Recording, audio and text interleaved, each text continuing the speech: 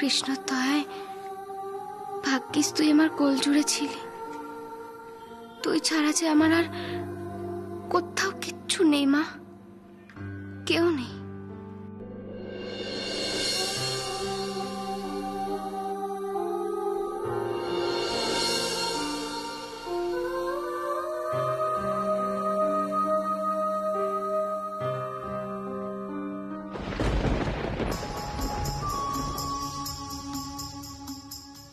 এই যে বাড়িটা দেখছিস না, এখানে আমার কৃষ্ণা রানী থাকে। ওদেরকে বি বলে দিবি, কেমন? ওকে ভাইয়া। কাল সকাল থেকেই বাড়িটার উপর নজর রাখবি, ওদের বি সঙ্গে নিয়ে নিবি। এক কাম করবি, এখানে বসে আড্ডা দিবি, গল্প করবি, তাস খেলবি, কেমন? আচ্ছা ভাইয়া।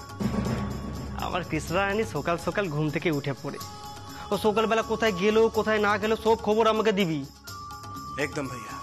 কার সাথে কথা বললো, কার সাথে মুলাকাত করলো, ওই সমস্ত কিছু আমাকে ফোনে জানাবি, কেমন? কালকে ফাঁকা দেখে মৌকা বুঝে আমি भी ওকে समझिए দেবো कि কাঞ্চনকে ইগনোর করে কত বড় গলতিও করেছে। আমার গায়ে হাত তুলেছে ওর এই চাচি, আর ওই মা আমাকে কাটারি দেখিয়েছে। সব আমি সুদে আসলে তুলে নেব। একটা কথা ইয়াদ রাখবি, হে কাঞ্চন কারোর হিসেব বাকি রাখে না, সব সুদে আসলে পাই পয়সা বুঝিয়ে দেয়। যা বললাম মাথায় ঢুকলো তো? ওদেরকে भी বুঝিয়ে দিবি, কেমন? बिल्कुल कंचन भैया, समझ गया। कल सुबह सुबह जोक की तरह एकदम पीछे पड़े जाबो, আর যদি ও রাজঘাটের দিকে যায় তাহলে আমি তোমাকে ফোন করে দেব। ওই সন্ত দাসের সৎ মন্দিরের দিকে যাওয়ার রাস্তাটা একদম ফাঁকা থাকে, ওখানেই ধরবো ওকে। সাবাস, সবার সামনে আমার প্রেস্টিজ পাঞ্চার করা। কৃষ্ণা, তোমাকে আমি ছাড়বো না। ভেবেছিলাম কি সম্মান দিয়ে তোমাকে শাদি করে নিয়ে যাব। এবার দেখ এ কাঞ্চন কি করতে পারে।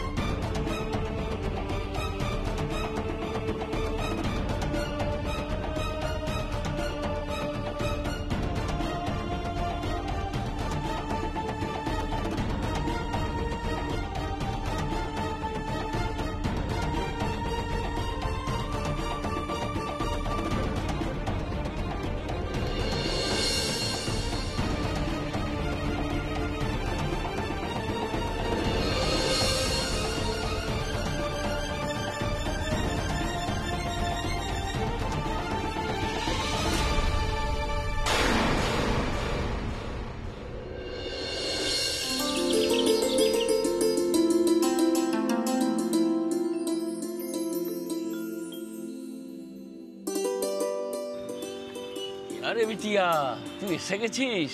জি তাউজি। আজ কি তোর মা কুছ বাত বললো নাকি এখনো ঘুমিয়ে আছে? আমি না ডাকলে মা কথাও বলে না আর ওঠেও না। বলবে বলবে, আগে তো একদম কথা বলতো না, এখন তো দু চার কথা भी বলে। জি তাউজি। জানো তো তাউজি, আজকে বিকেলবেলা আমি সন্ত মহারাজজির আশ্রমে গান গাইতে যাব। মাকে কতবার করে বলছি যেতে, মা তো রাজিই হচ্ছে না। তোর মাকে জোর করে নিয়ে যা। বাহার যাবে তবেই না মন ভালো থাকবে। বাইরে যাবে, লোকের সাথে দু চারটা কথা বলবে, তবে ভালো থাকবে। জোর করে নিয়ে যা। একা কেন ঘরে বসে থাকবে? মাকে তো কতবার করে বলি, মা তো আমার কথা শোনেই না। তুই লেগে থাক বেটি, একদিন না একদিন তোর মা ঠিক ভালো হয়ে যাবে। আপনি একদম ঠিক कहा ताऊजी। আপনি একদম চিন্তা করবেন না, मैं लगी रहूंगी। যতদিন না আমার মার সবকিছু মনে পড়ে যায়। এবার তো আমাকে যেতে হবে তাউজি, মাকে তো গিয়ে ডাকতে হবে, মাকে তো তৈরি করতে হবে। আচ্ছা বেটিয়া, যা তুই, আজ তোর গান খুব ভালো হবে। আসছি তাউজি। বেচারি বিটিয়া, দেখলে দুঃখ হয়।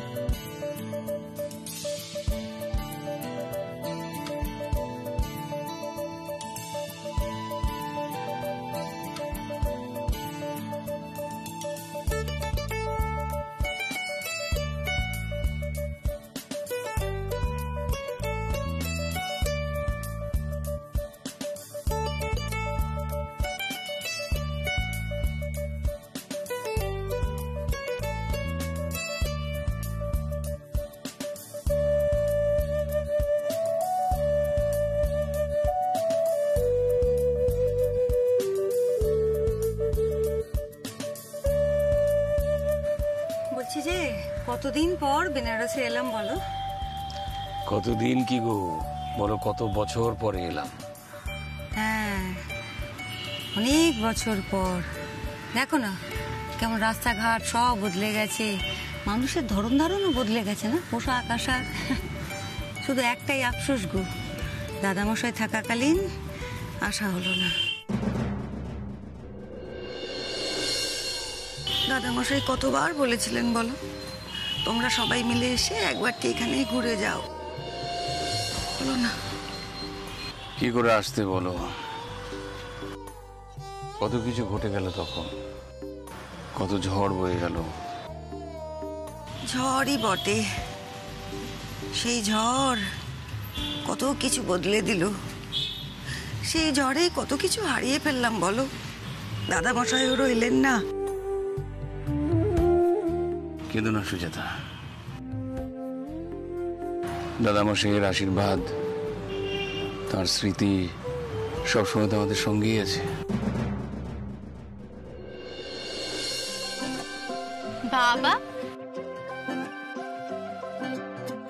কতদিন পরে একটু বাড়ির বাইরে এলাম বলো তো, একটু প্রাণ ভরে নিঃশ্বাস নিতে পারছি। খুশি হয়েছো তুমি? খুব। সে তো তোমাকে দেখেই বোঝা যাচ্ছে বড় বৌমা। ছুটিটা এরকমই সবার খুশি খুশি কাটুক, এই তো চাই বলো। জাগি, এসব নিয়ে এখন আর ভেবো না। ভালো হোটেল পাওয়া গেছে, সবারই পছন্দ হবে। কাল রাত্রে তো কারোই ভালো করে ঘুম হয়নি, সকালে উঠতে হয়েছিল।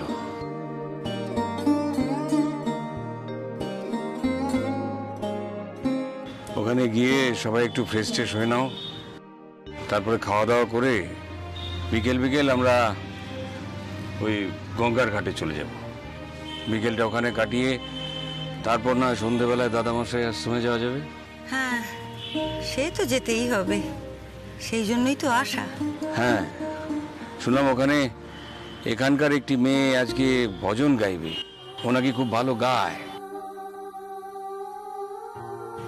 হ্যাঁ হ্যাঁ হ্যাঁ, গুরু ভাইও তো ফোনে সেই রকমই বলেছিলেন। মেয়েটা নাকি বাঙালি। তা সন্ধেবেলায় আশ্রম থেকে ওর গান টান শুনে তারপরে হোটেলে ফেরা যাবে কি নিখিল?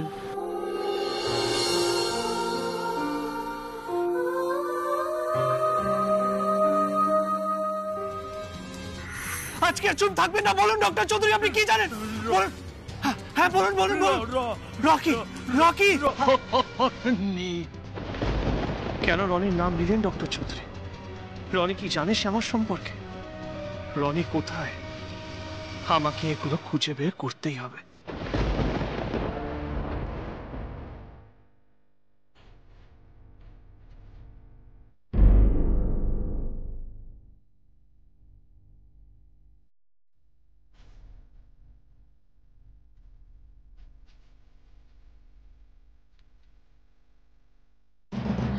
মা, তুমি উঠে পড়েছো?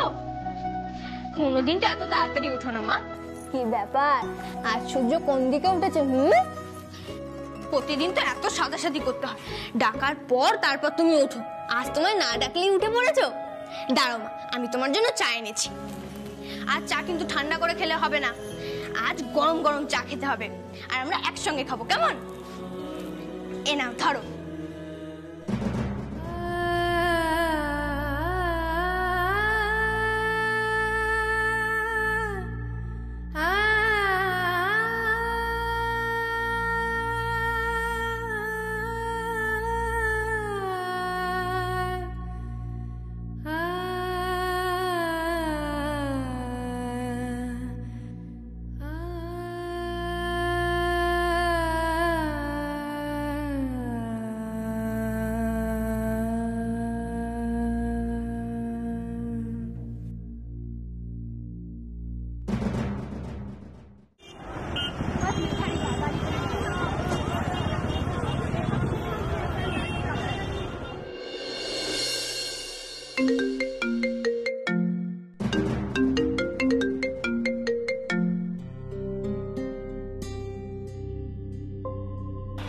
হ্যালো, আমি নিখিল চৌধুরী বলছিলাম।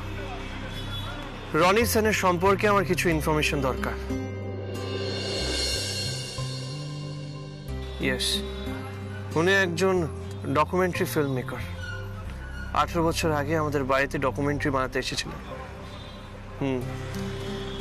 উনি এখন কোথায় আছেন?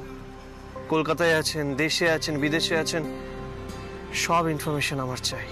তাই প্লিজ রনি সেনকে খুঁজে বার করো।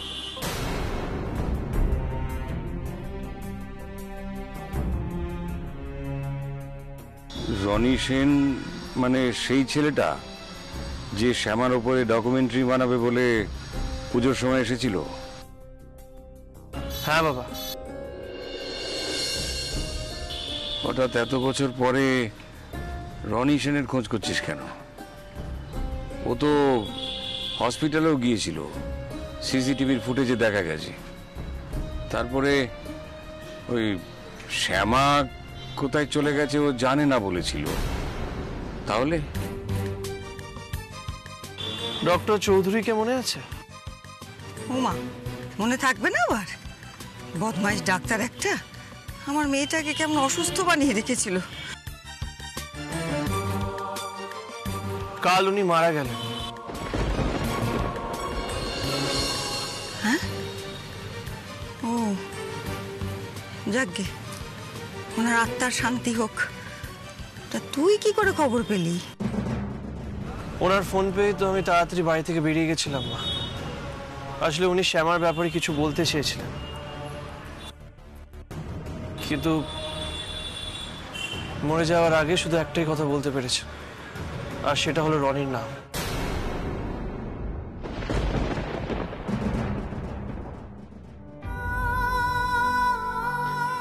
মা, তোমার মনে আছে আশ্রম থেকে যে শাড়িটা দিয়েছিল? আজকে না তোমাকে ওই শাড়িটাই পরিয়ে দেবো। তুমি যখন আশ্রমে আমার সঙ্গে যাবে আমার গান শুনতে, তখন তুমি ওই শাড়িটাই পরে যাবে। না বললে কিন্তু চলবে না। জানো তো মা, আমার না খুব আনন্দ হচ্ছে আজ। আজ প্রথমবার তুমি আমার গান শুনতে যাবে। তোমাকে সুন্দর করে আজ আমি সাজিয়ে দেবো, একটা সুন্দর বিন্দি পরিয়ে দেবো, সিঁথিতে চওড়া করে সিঁদুর পরিয়ে দেবো। ওই যে চাচি একদিন মেলাতে কি একটা ঝুমকা কিনে এনেছিল না, সোনালি রঙের, ওটাও পরিয়ে দেবো। মা, তুমি আমার সঙ্গে থাকলে আমার বুকে অনেকটা বল আসে।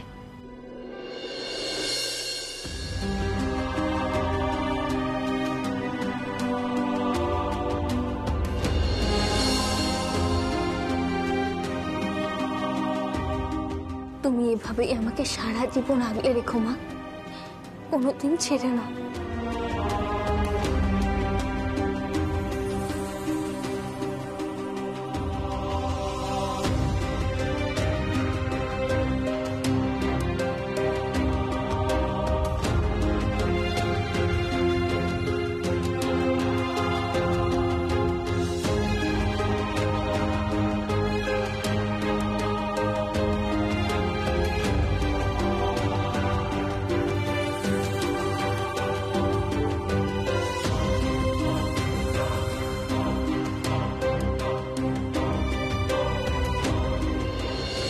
রনি, ব্যাস আর কিছু বলতে পারেননি?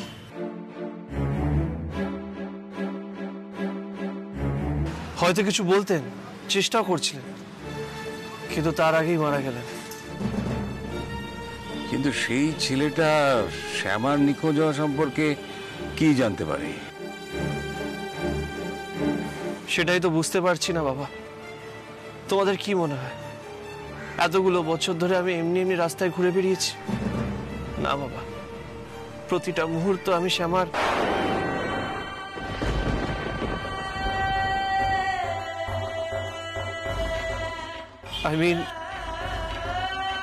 আমার সন্তানের খোঁজ করেছি, ওকে ফিরে পাওয়ার চেষ্টা করেছি। কিন্তু রনি, শ্যামা নিখোঁজ হওয়ার সঙ্গে ওর কি সম্পর্ক থাকতে পারে? সেটাই তো প্রশ্ন বাবা। আর যতক্ষণ না রনি সেনকে আমরা খুঁজে বার করছি, এইসব প্রশ্নের উত্তর আমরা পাবো না। শ্যামার হয়তো ফেরার কোনো প্রয়োজন নেই, কিন্তু আমার সন্তান তো কোনো দোষ করেনি। আমার সন্তানকে ফিরে পাওয়ার অধিকার তো আমার আছে বাবা।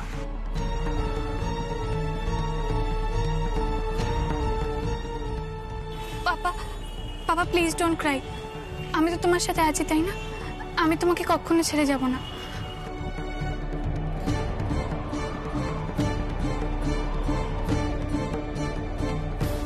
শ্যামাকে আমি খুঁজে বার করবোই বাবা। আমার জানা দরকার কি কার ভুল ছিল, আমার নাকি শ্যামার? কেন শ্যামা আমাকে ছেড়ে দিয়ে চলে গেল? আর যতক্ষণ না আমি এই প্রশ্নের উত্তর পাচ্ছি, আমি শান্তি পাবো না বাবা, কোনোদিনও শান্তি পাবো না।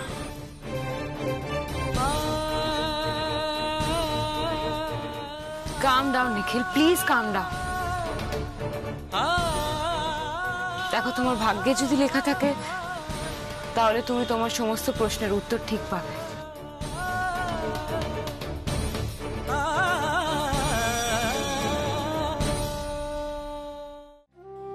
দেখেছো, চাটা তো ঠান্ডাই হয়ে গেল।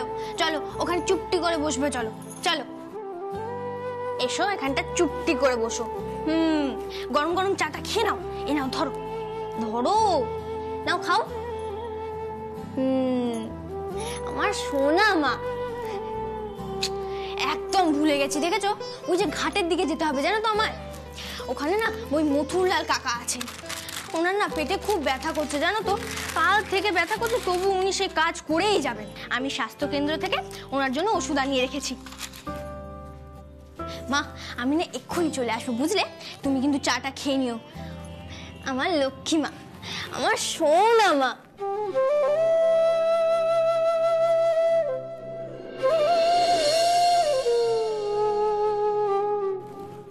তাহলে এবার আসি।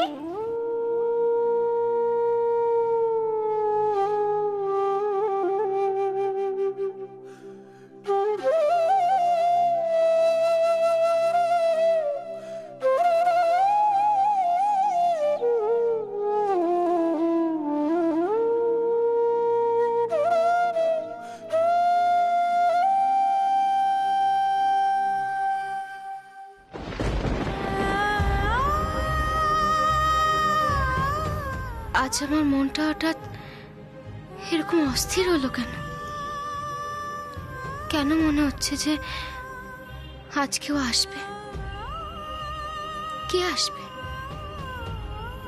কে আছে আমার কৃষ্ণ ছাড়া? আমায় তুমি বলে দাও না ঠাকুর, কেন আজ এত অস্থির লাগছে আমার?